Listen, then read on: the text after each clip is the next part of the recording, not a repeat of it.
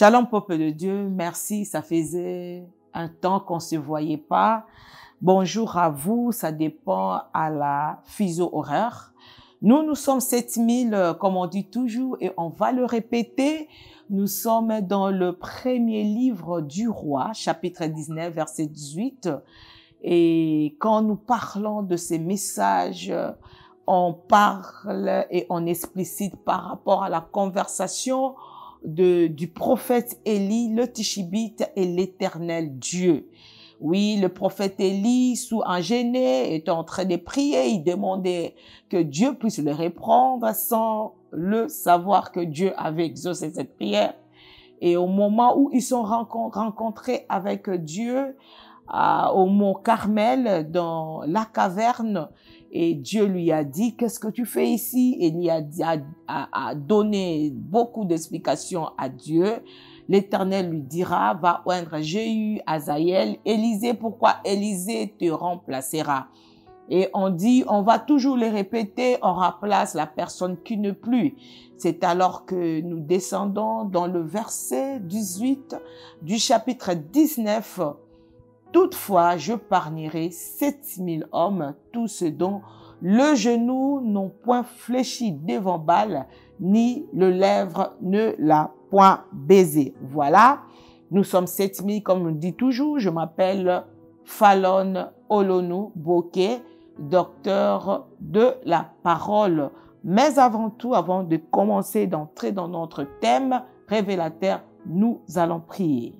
Seigneur Dieu, nous te rendons grâce. Merci de nous disposer cet avant-midi et nous saluons la présence du Saint-Esprit et nous bénissons la personne qui nous suit à cet instant. Merci parce que l'Esprit de Dieu qui est au-dedans de nous parlera à notre place. Tout ce qui n'est pas de toi, tout ce qui contredit ta parole, Yahweh, tout esprit de l'Antéchrist qui trouble les hommes de Dieu, de ne pas comprendre le message du temps, nous le chassons loin de nous au nom de Jésus. Que tes anges campent tout autour de nous, au nom glorieux puissant de Jésus. Amen. Voilà, nous avons un thème révélateur, comme je disais, répentez-vous car Jésus-Christ revient bientôt. Je crois que la personne qui nous suit est très content de savoir et de comprendre pourquoi Jésus-Christ reviendra bientôt. Bien-aimés, nous sommes dans les livres de l'Apocalypse, chapitre 22. Et là, nous allons lire verset 12. Elle nous dit ceci pour ne pas lire l'entièreté. Voici, je viens bientôt et ma rétribution avec moi pour rendre à chacun selon ce que son œuvre. Et nous allons encore lire Matthieu, chapitre 21, verset 11. Nous allons commencer par le verset 12 jusqu'à 15. Jésus entra dans les temples de Dieu. Il chassa tous ceux qui vendaient et qui achetaient dans le temple. Il renversa les tables d'échangeurs et les sièges des vendeurs des pigeons. Et il leur dit, il est écrit, ma maison sera une maison de prière.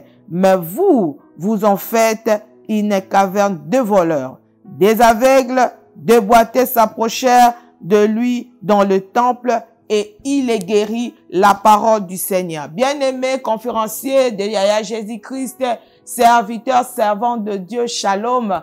Vous savez, nous avons notre mission dans le livre de l'Apocalypse, chapitre 22, verset 10, qui dit, ne gardez pas cette parole authentique de ce livre d'Apocalypse en secret. Pourquoi? Le temps de son accomplissement est proche et notre mission est focus derrière les hommes de Dieu. Raison pour laquelle quand on cible, notre premier cible sont les hommes de Dieu. Shalom à vous. Nous allons parler de la repentance. Dieu veut que nous parlions de la repentance. Repentance a changé des vies. Quand tu te repens, tu laisses de faire le mal, tu fais du bien. Bien-aimé, à ce qui concerne ce thème, le problématique, c'est le temple, la maison de l'Éternel, la maison du Père, le temple.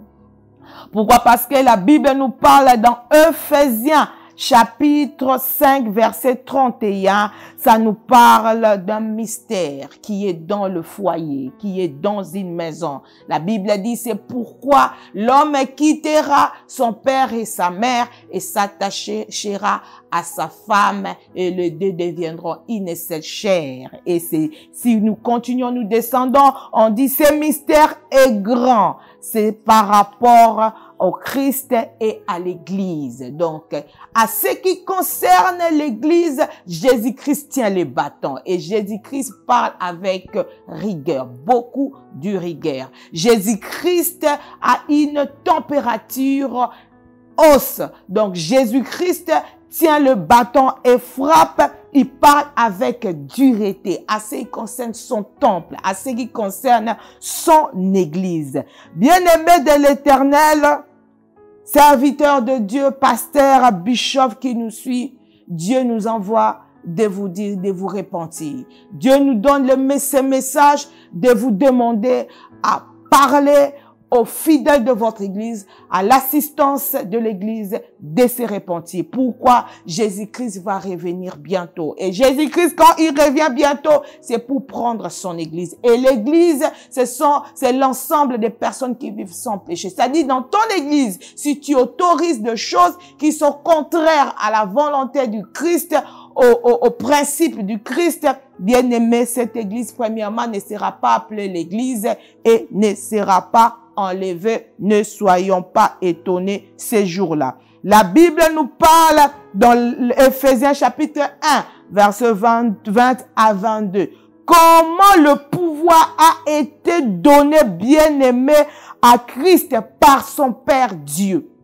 C'est-à-dire, quand Jésus-Christ a fini sa mission, il est allé dans le sépulcre et 3 jours après, il a été ressuscité entre les morts. C'est alors, comme il avait reçu sa mission avec gloire et témoignage, il y a eu un pouvoir que Dieu, son Père, a posé sur lui. Bien, en nous faisant premièrement asseoir à côté de lui dans le lieu céleste, à sa droite, Jésus-Christ est là. C'était juste après la mission qu'il avait effectuée ici sur la terre pendant 3 ans et demi. C'est-à-dire, au-dessus de ses pouvoirs, Dieu a doté Jésus-Christ de toute domination, de toute autorité, de toute puissance, de toute dignité et tous nos bien-aimés, non seulement dans le siècle présent, mais au siècle à venir. C'est ce que Dieu, le Père,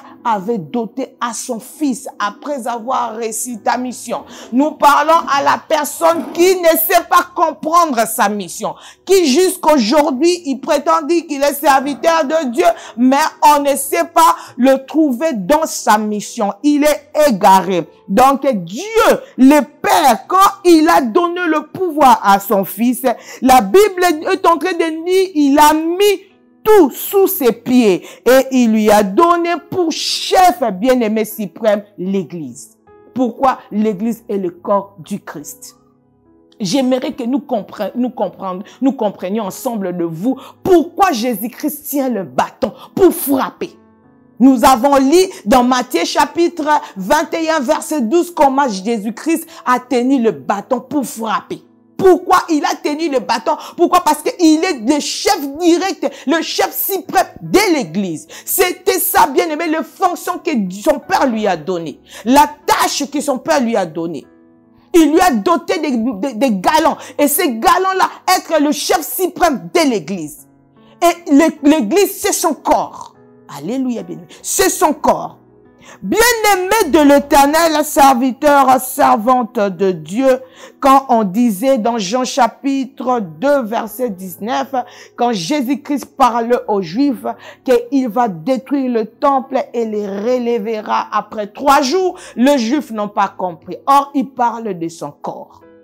Ils n'avaient pas compris. Alors, quand nous prêchons, quand nous parlons aux hommes de Dieu, aux conférenciers du Christ, parce que nous ne voulons pas que vous et nous soyons comme des Juifs. Tu ne peux pas être pasteur juif. Tu ne comprends pas le langage de Dieu. Oui, Jésus-Christ parlait en parabole pour nous faire comprendre.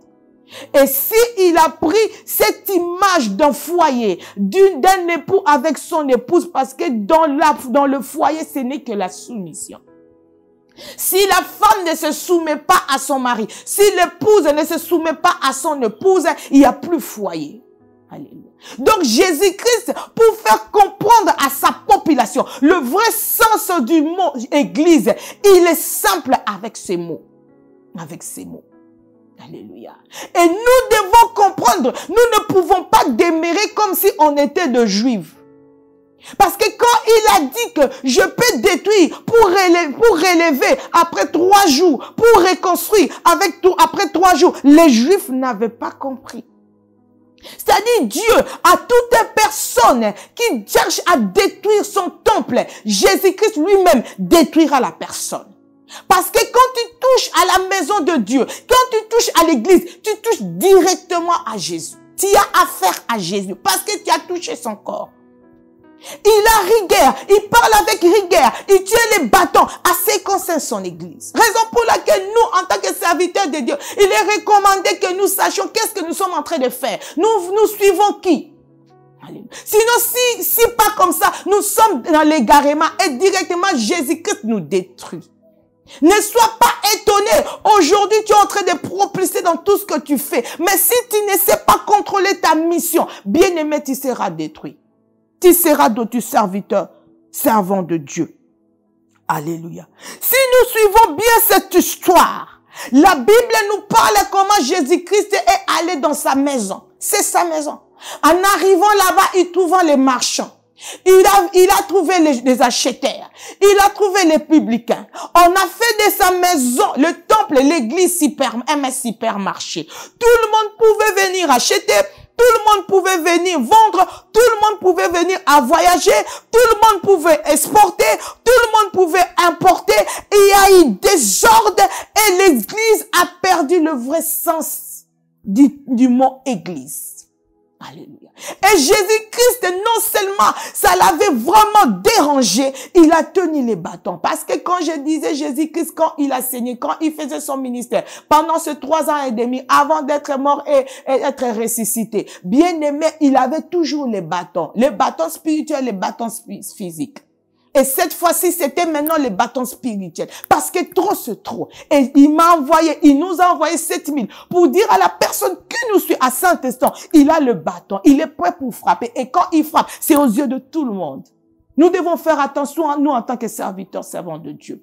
Alléluia. Parce que le faux est entré. Dans le corps du Christ, le faux est entré. Et nous le voyons. Alléluia. Nous le voyons. C'est-à-dire quand il est venu, il a trouvé que son église avait changé de forme. C'était plus maintenant la forme sacerdotale, c'était maintenant un supermarché. On pouvait tout trouver. Il y avait plusieurs articles. Ils vendaient. C'était une ambiance terrible, désordre. Alléluia. Et aujourd'hui, nous voyons dans nos églises. Pasteur qui me suit, tu vends quoi? Acheter qui est venu acheter, tu es venu acheter quoi?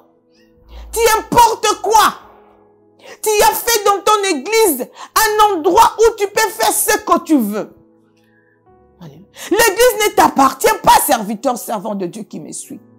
Le chef suprême de l'église, c'est Jésus. C'est lui qui s'est donné pour son église en tant que son épouse. Il a quitté le ciel, il s'est donné pour son épouse. Il est passé des épreuves aux épreuves pour gagner l'église. Et il ne veut que cette église-là soit une église Philadelphie. Ni tache, ni ride. En fait, quand il va revenir, qu'il puisse prendre son église proprement dite. Mais tu as fait de l'église de Dieu, serviteur qui me suit. Tu as fait de l'église de Dieu, en tout cas. Un supermarché. Et on peut tout trouver dans l'église. Et tu le vois. Tu n'es pas propriétaire de l'église. L'église ne t'appartient pas. Je dis toujours et je le dirai par rapport à la mission que Dieu m'envoie vers le serviteur de Dieu. Nous devons suivre les temps. Nous devons prêcher la parole selon le temps. Alléluia. Nous sommes arrivés à la dernière semaine. Il n'y a plus le temps. Nous ne pouvons pas courir derrière le siècle présent. Nous ne pouvons pas courir derrière ça. Nous devons prêcher les gens, préparer. On n'a plus le temps. Le diable est en train de multiplier son système. Aujourd'hui, on peut trouver même les petits des histoires de loge. Parce qu'il multiplie. Mais quant à nous, si nous ne mettons pas des coques à jambes aux hommes de Dieu qui sortent actuellement, aux jeunes qui veulent servir Dieu, et Dieu nous jugera. La Bible dit, allez partout dans des nations, allez partout dans le monde, faites de mes nations les disciples. Allez baptiser au nom de Jésus-Christ. Dieu veut ses disciples. Et quelqu'un qui est disciple, il fait ce que le Père a recommandé de faire. Aujourd'hui, même dans des prédications, on cherche là où on va trouver la parole ou qui va amener les gens à la repentance pour préparer l'arrivée de Jésus. On ne trouve pas dans nos prédications. Nous sommes dans des imitations. Quand nous prêchons, nous serviteurs de Dieu, nous faisons que imiter. C'est malheureux. C'est malheureux. Nous sommes dans la concurrence. C'est malheureux. Et Dieu va nous frapper parce que nous avons fait de son église un supermarché. Il va nous frapper. Repentez-vous. On commence la repentance à nous, serviteurs de Dieu, sacerdotes. Nous qui sommes sacerdotales, repentons-nous. Parce que ça sera terrible. Sa rétribution là sera terrible. Selon l'œuvre, Dieu juge par rapport à l'œuvre. C'est pas parce que je suis allé à l'église du matin au soir. Mais l'œuvre, qu'est-ce que je fais pour que Jésus-Christ trouve son gain dans ce que je fais? Alléluia. Nous cherchons la repentance. Nous cherchons des prédications qui vont révolter le chrétien qui mène double vie. Pour changer leur vie et craindre Dieu. On ne trouve pas dans nos prédications. Nous, hommes de Dieu. Ce n'est pas l'église. Ce n'est pas l'assistance. Mais nous. Parce que nous avons fait de l'église notre chose. Nous avons fait de l'église notre chose. Oh, nous oublions que la tête de l'église, le chef de l'église, le proprio de l'église, c'est Jésus-Christ. Et il est terrible et trop jaloux à ce qu'on sait son église. C'est là le message qu'il nous envoie. Parce que des fois, quand nous prêchons aussi en tant que des prophètes. Dieu nous donne des messages à donner. Jésus-Christ a tenu les bâtons. Nous prêchons la parole. Mais cette parole que nous prêchons la parole selon les événements qui se passent dans le monde. C'est malheureux. Qu'est-ce que TikTok a à faire dans ta prédication? Qu'est-ce que Instagram a à faire dans tes prédications? Qu'est-ce que Poutine a à faire dans tes prédications? Qu'est-ce que tes voyages, là que tu voyages, ont à faire dans tes prédications? Alléluia. Mais prêcher Jésus-Christ arrive, que les gens là qui demeurent dans le mal se convertissent. Non, Jésus-Christ nous envoie de vous dire qu'il a tenu maintenant le bâton. Et quand il frappe, ça sera aux yeux de tout le monde. Et il va commencer à frapper les serviteurs de Dieu. Raison pour la Bible dit que notre jugement sera double. Il ne blague pas. Alléluia. Il ne blague pas. C'est malheureux. La division est entrée dans nos églises à cause de nous, serviteurs de Dieu. Un serviteur de Dieu, tu n'as même pas le pouvoir de réunir ton église. Tu mets la division. Dieu est dans des calmonies. C'est malheureux. Tu ne connais pas qui tu es. Alléluia. Tu ne connais pas. Alors on t'a mis tu as une action spectaculaire dans toi. Sans mesure même. Mais tu ne sais pas utiliser ça. Pourquoi? Parce que tu as fait de l'église ton église. Ce n'est pas ton église. C'est l'église de Dieu. Et si c'est l'église de Dieu, tu dois maintenant te comporter selon ce que la parole nous demande. Parce qu'il tient les bâtons. Jésus-Christ a commencé à frapper. Il a frappé directement. Il a frappé même les marchands. Il a frappé les acheteurs. Il a frappé tout. Il les a dispersés. Libérez mon église. Mon église, c'est pas un supermarché. Libérez. Malheur à toi, serviteur, toi qui as fait de l'église supermarché. L'Éternel Dieu s'est levé. Parce que tu cours derrière le siècle présent. C'est ce que tu cours. Tu calcules Dieu. Tu calcules les enfants de Dieu. Tu es en train de chercher comment soutirer de l'argent.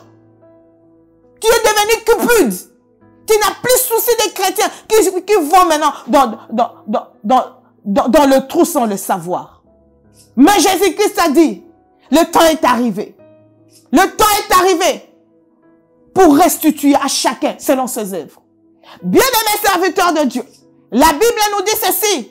Au moment où Jésus-Christ est frappé, les publicains, les frappeurs qui sont venus à l'église, les faiseurs des impôts, qui sont les hypocrites, qui sont venus à l'église, les gens de double vie, quand il les a éparpillés, qu'est-ce qu'il a dit? Il a donné maintenant la définition de l'église.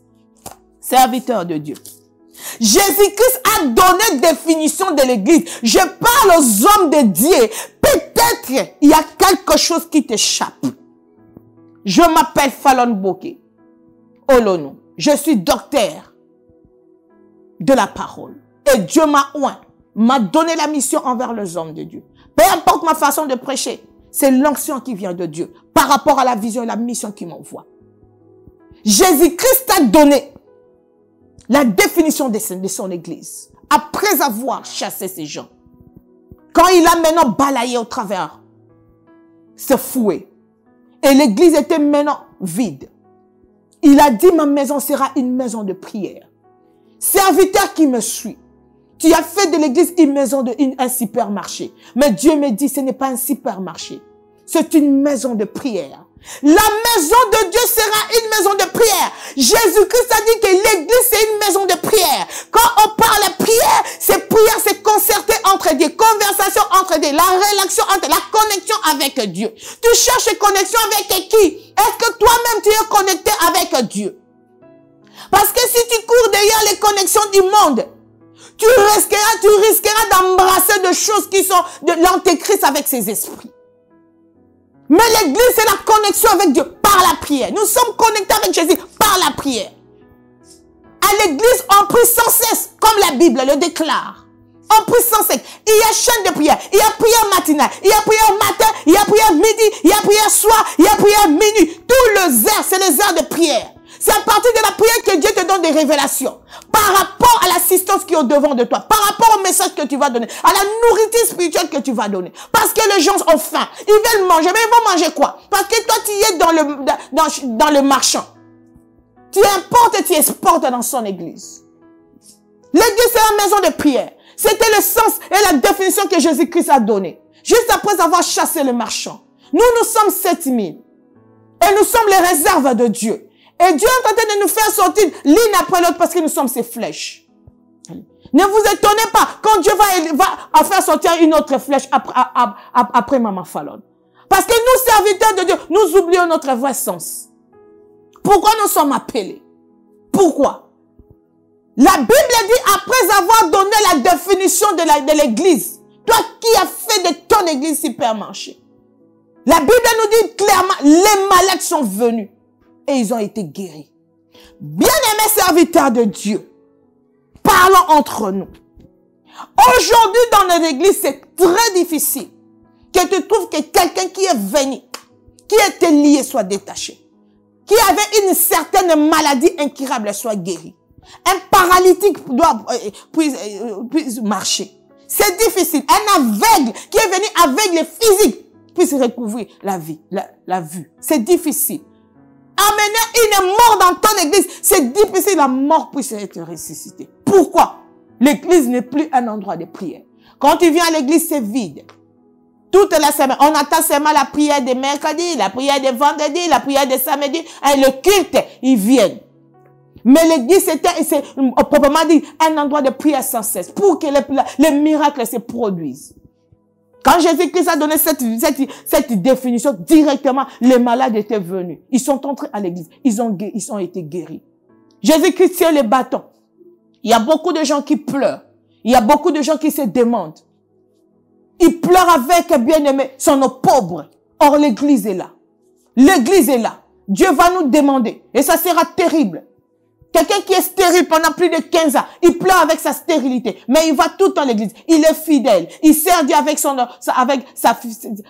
argent. Il fait tout. Il est même engagé à l'église. Mais il demeure dans sa stérilité. Pourquoi? Parce qu'on n'a pas fait de l'église un endroit de prière. Ça devient un règlement de compte, un endroit de conflit, un endroit de concurrence, un endroit de défilé de mode.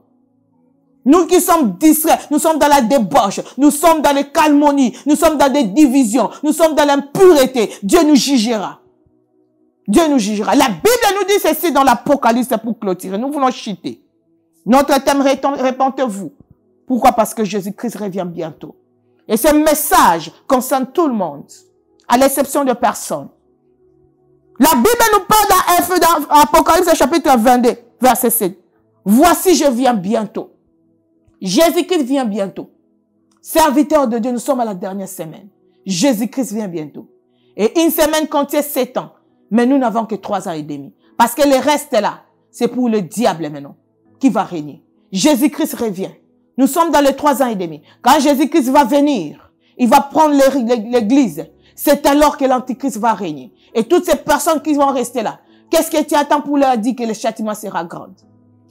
Qu'est-ce qu'il y a? Parce que si tu enseignes par rapport aux natures que Dieu va frapper le monde, toutes ces personnes qui mènent double vie, ils auront quand même peur, ils auront crainte et ils se répandront.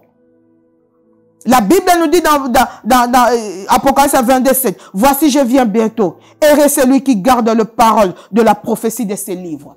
Si tu ne prêches pas la parole de la prophétie de ces livres, si tu as scellé ça de ta manière, comment les gens là sauront qu'après l'enlèvement, ils vont souffrir?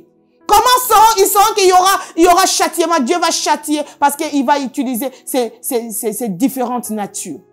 Quand nous faisons des conférences de presse, on parle de 7 natures. On a parlé de 7 sceaux, 7 trompettes, 7 coupes très bientôt. On a parlé de 7 églises. Tu as bien commencé. Où est ton premier amour? Toi qui es Éphèse. Où est ton premier amour? Thyatire. Pourquoi tu as laissé ton église Thyatire? Tu as laissé Jézabel en train de troubler, donner de fausses prophéties. Serviteur de Dieu, berger visionnaire, ouvre les yeux. Quel esprit t'a entré dans ton église parce que ton église est devenue église Thyatire? Fais de ton église bien-aimée Philadelphie. Fais Philadelphie. Afin que nous soyons enlevés. Parce qu'il revient bientôt. Et sa rétribution sera par rapport à nos œuvres. Bien-aimé, Jésus-Christ vient bientôt. Il vient bientôt pour prendre l'église. Et il va souper avec son église. Il est l'époux. Il veut qu'on soit soumis au devant de lui. Parce qu'il a montré son amour. Et son amour est composé par des épreuves. Quand Dieu nous approuve pour que nous soyons forts. Parce que l'expérience va grandir. Tu enseignes quoi à ton église? Tu enseignes quoi pour que les gens commencent bien et finissent mal? Tu courais bien qui t'a arrêté. Serviteur de Dieu. Enseigne ton église de se repentir. Nous sommes 7000 hommes. Nous sommes dans le livre de 1er Roi, chapitre 19, verset 18. Nous vous demandons, très chers serviteurs de Dieu, conférenciers du Christ, tout conférencier dans tous les 4 coins du monde, de nous suivre et de partager ces messages. Partage ces messages. C'est la même façon que je prêchais, je viens de prêcher. C'est la même manière que quand tu partages, tu es en train d'enseigner le peuple de Dieu, qui sont dans la distraction. Nous sommes dans des réseaux sociaux. Nous avons notre page Fallon Olonuboke, notre adresse Facebook Fallon Boke. Nous sommes dans TikTok, nous sommes dans Twitter, nous sommes partout dans Instagram. Vous allez nous trouver. Je remercie mon caméraman, Jafet Chabani. Merci beaucoup de bien travailler ensemble de nous. Ma famille, mon mari, Pasteur Guy Bouquet. Je remercie ma fille aînée, Sophia, tout le monde, les hommes de Dieu qui me soutiennent de près et de loin. Je remercie l'homme de Dieu, mon chef direct, pasteur, l'apôtre Samuel Zapala depuis les États-Unis. Je remercie toute la famille 7000 hommes. Je vous remercie. Merci beaucoup. Nous avons fini et nous allons prier. Seigneur Dieu, que ce message qui est sorti comme un feu dans nos bouches puisse guérir l'homme de Dieu qui me suit. Très cher Saint-Esprit, qui sommes-nous si ce n'est que toi qui nous utilises? Le diable n'est pas content au moment où le message est sorti, il va amener l'interférence. Mais la puissance de la guérison pour guérir l'église qui est ton épouse Jésus doit agir à Saint-Instant et à jamais. Merci Seigneur pour tout. Merci pour ta présence au nom de Jésus. Amen.